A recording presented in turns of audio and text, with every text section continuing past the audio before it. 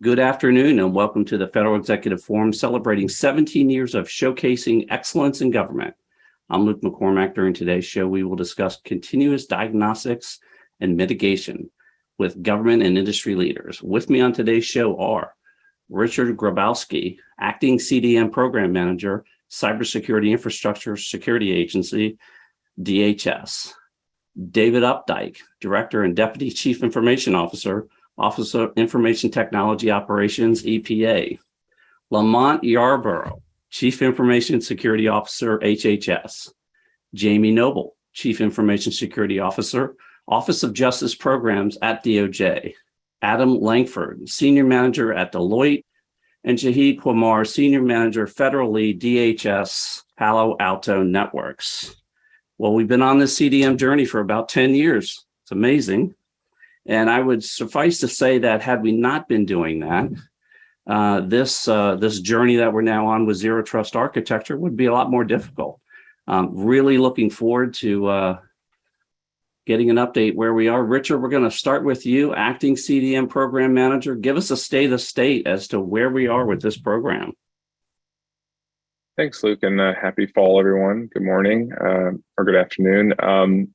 It's been a really, really interesting journey over the last 10 years. You know, cyber never stays still. So we're happy to try to evolve with where industry is going.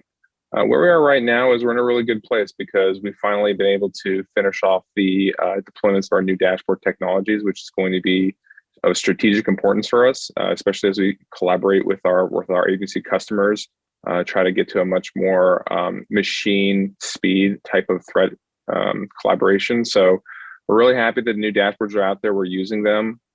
We have finally started to get to the tail end of our EDR rollout. So there's been a lot of that in kind of the media as well. So we've been working with our agency stakeholders over the last 12 to 16 months to really start to catalyze the things that are in the cyber EO. So we're in a really good position there. And we finally, for the first time ever, kind of going back to that point about the EO, have reconfigured our dashboards to kind of really get into the object level data that we have at the agency dashboards, right? And that's important because it allows us to provide almost like GPS coordinate level type of accuracy in terms of how we can identify risk and point them out for our agency colleagues.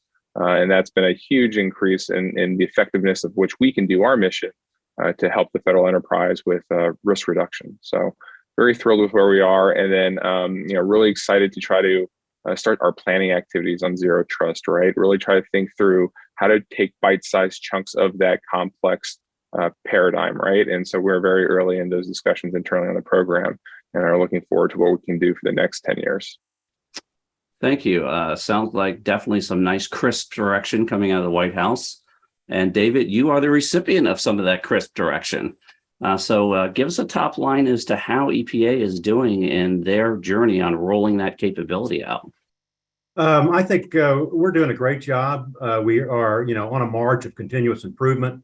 We are marching down that path and working hard in the data quality initiatives and integrating with the new dashboard. I think one of the things I want to bring here today, I'm the one person here that's not a Chief Information Security Officer. Tanya Manning is our CISO. She couldn't be here today. I'm here in her stead, and I'm an operations director. And the biggest advance that I think we've made is the synchronization and integration between operations and InfoSec. We have a partnership. We work hand in hand together. We have a strong trust relationship, and our staff and our teams are working together to build out the capability and to exercise the capability. And I really think that's where we're bringing it home. Fantastic, and definitely a perspective that is super important in regards to the overall CDM journey. Lamont, you've been over there for a while, got a new Chief Information Officer in place, and HHS is an incredibly large agency. Give us a state of where you all are in rolling out this program. Thanks, Luke, and first and foremost, happy to be here, and thanks for having me. So great to see you, by the way. Great to see you as well. So CDM provides HHS, with the ability to provide endpoint integrity, including hardware and software assets, configuration, vulnerability management. So the initial rollout of the CDM implementation at HHS provided the licenses and maintenance support for tools, including but not limited, to things such as Big Fix, 4Scout, Tenable, et cetera. These provided the tools and sensors to determine what's on HHS's networks, right? And services in support of system architecture and design, tool development, governance, training, a myriad of other things as well, to include operations and maintenance. But overall, these mechanisms provided an enhanced level of fortification for our hardware and software and asset management, configuration settings management, vulnerability management, and other capabilities to improve the security of HHS's information technology. And maybe secondarily, the follow-on implementations of CDM provided additional benefits as well, including implementing privileged access management, credential management, tools such as SailPoint and CyberArk and Thycotic, Splunk, et cetera. They allowed the operating divisions within HHS to better manage the use of privileged credentials, accounts, access, and authentication in their respective environments. So we feel that CDM is doing, big things for us. Yeah, once you start to instrument and understand sort of who's on that network and what's on that network, all of a sudden it enlightens you. And no question about that, particularly in these very large agencies. Speaking of a very large agency, Jamie, you're part of one. Tell us what the Office of Justice Programs does, and then tell us what you are doing in regards to the CDM rollout there. Sure. So like you said, I'm with the Office of Justice Programs, which is one of many components within the larger Department of Justice. Mm-hmm. And the Office of Justice Programs is an agency that's really the grant-making arm for the Department of Justice. And our mission is to further justice and improve it across the country by making grants to local law enforcement and communities to help victims and help bring law enforcement and the communities together. And in terms of us and implementing CDM, along with our mission, we've gone through a major digital transformation where we had the opportunity to totally modernize our grants management system. And so we rolled out a brand new grants management system in 2020, miraculously enough. We got our development off the ground. But along with that came the opportunity to really reimagine how we were going to implement identity and access management for not only that system, but really re-architect it for the enterprise, or OJP. Using CDM and the principles therein, we made sure that the architecture that we were going to roll out for this all-important task was in alignment with those core principles in CDM and the larger Department of Justice. So that was really probably the main thing about 2 years ago when we were undergoing that effort. When you modernize in a modern way, you can take advantage of all these capabilities and bring that in and really harden those environments. I'm sure you're would have preferred a different type of timing, but it sounds like it was very successful. Adam, you all do an extensive amount of goods and services and deliver these capabilities globally in regards to security. I think a lot of people would be surprised to understand the comprehensiveness across the global footprint. But let's talk about CDM specifically and what you're doing in this area to sort of enable this community. Yeah, you're absolutely right, Luke. And let me start off by saying good afternoon and thanks for having me on here. It's great to be amongst such esteemed panelists. So you're right, Deloitte provides services across the globe and across federal government. And what the CDM program has done for us is it gives us not only a tool set to work from and a script to work from, but also the freedom with their movements to more logical or the data model type of architecture, which gives us the freedom to come with different services and offerings that are maybe a little more creative, along with analytics and zero trust and the dashboarding visualization reports, what we can do there. So really it allows us to bring our clients more across what we've found to be successful both in the commercial and defense agencies, and using a common set of tools and criteria to really help out the federal agencies along small businesses, small organizations, and larger federated ones like HHS and DOJ. Thank you, Shahid. There's no question that in order to roll these capabilities out, we have to have superior technology. Certainly, you all are right smack in the middle of this. Give us a sort of a bird's eye view of what you're seeing across this this ecosystem. Sure. So, with the executive orders and M2209, you have a lot of folks that are are down that zero trust path, right? What we've been doing, and actually a lot of conversations I'm involved in, is like, you guys have already spent a lot of time since 2014, 2015 on a program like CDM, where you've done, collection of data, understanding where your assets are, your software, what you're running, right, where your risk profile is. And let's start looking at those data points and start developing those type of policies that actually get you quicker and faster to a zero trust framework. And many of these organizations, we're kind of using what we did as well, right? Some of the lessons that we learned when we implemented zero trust across our organization, and providing those as a blueprint, right? And a lot of conversations around strategy with the agencies here. And then a couple other things that are really interesting is how we are helping on the collection of the data that they have today with what we do with our like XDR, for example, and helping with on the threat hunting capabilities that CDM is looking to accomplish down the road as well.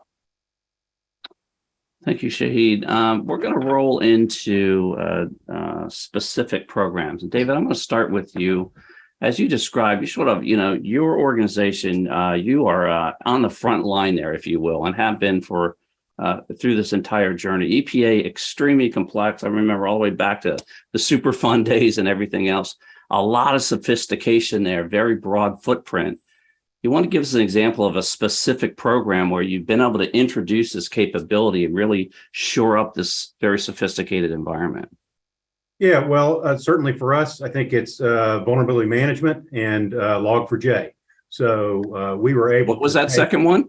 Log4j, in the Log4j context, right? Perfect. So, we were able to take our vulnerability management platform, step up our scanning from 72 to 24 hours, and then we were able to leverage our Microsoft tool set with automation to continuously detect and mitigate Log4j. We run those scripts continuously today, and really, as we've advanced the CDM program and laid out the infrastructure there, we have an enterprise view and we have an enterprise control set. We were able to touch every Windows endpoint without having to engage any of our local operations groups. We did it all centrally, and we continue to do it that way. So it's really the maturity of the enterprise approach to CDM and an enterprise approach to operations that's put us in a place to really be able to knock it home on 0 days.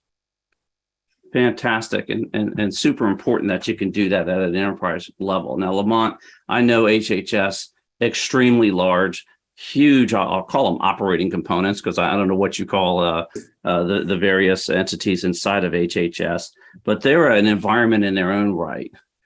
Give us an example of a program you'd like to highlight, either inside of one of those, across the the superstructure that is helping you on this journey to secure your environment regarding CDM. Sure, thanks. So I'll speak from an enterprise perspective, and we call them optives and stafftives here within HHS. In the area of operations support, we upgraded the CDM solution to the latest version of Splunk and the Splunk technical add-ons. These upgrades, we feel, allowed us to migrate to OLF, which reduces data duplication and quality issues in support of effective asset management. So in improving the quality and accuracy of the data captured, we feel this will better identify and address data quality and reporting issues, produce more reliable and timely data, and enhance readiness for the DQ submission cycle events and the CDM dashboard usage, improving HHS's overarching cyber posture.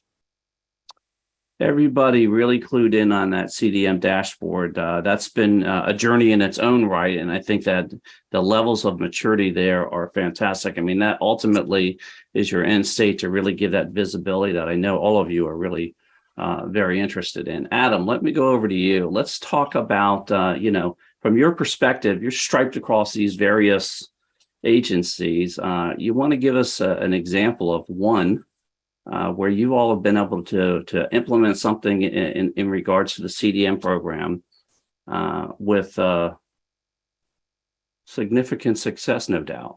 Sure, absolutely. I think one of the big areas we have two. One's with Department of State, where we have been managing and deploying their identity access management program there, and understanding that their global presence and being able to do that, not just at the local level, but at the enterprise level has been, well, it's been challenging, but it's also given us an opportunity to refine how we do an efficient deployment and configuration to address people that move around from local branches to their forward deployments, their embassies and whatnot. So we found success in understanding the requirements, deploying it in a rigorous way, and then continuously improving and onboarding identities. And that's really kind of set them up, again, for the zero trust initiative that all these different organizations are facing right now. Really important that those tracks are laid down to set the table. Jamie, how about a specific program that you would like to highlight? Yeah, I think, again, I'd really like to highlight our identity and access management program Critical that we component implemented. Of all this, right? Yeah, absolutely. And for us, it was not only paramount that, we have a good solution, to manage and govern our internal identities. But as I mentioned, OJP is a grant-making organization, and we really are serving the public and those in law enforcement. And so it was really critical that we know who from the public is going to be able to access our systems and, get federal dollars. So we needed to have, ultimate, knowledge that those identities are, who they say they are. So we needed to validate those identities. And then when they're coming in, obviously we needed to make sure that they were using multi-factor authentication and that they were validated before they have access to those funds and to draw down. And then, a third component really was, because we are part of the larger Department of Justice, we really needed to federate identities from across the department. And so we really took the opportunity to be very thoughtful in the architecture that we were entering into, with the modernization of that program. I always said that that entity that's the Justice Program is small but mighty, and issuing tens of millions of dollars out there to the local law enforcement that's protecting all of us. So extremely important mission. All right, we're going to take a short break and we'll be back in just a minute. You're listening to the Federal Executive Forum, part of the Federal News Network.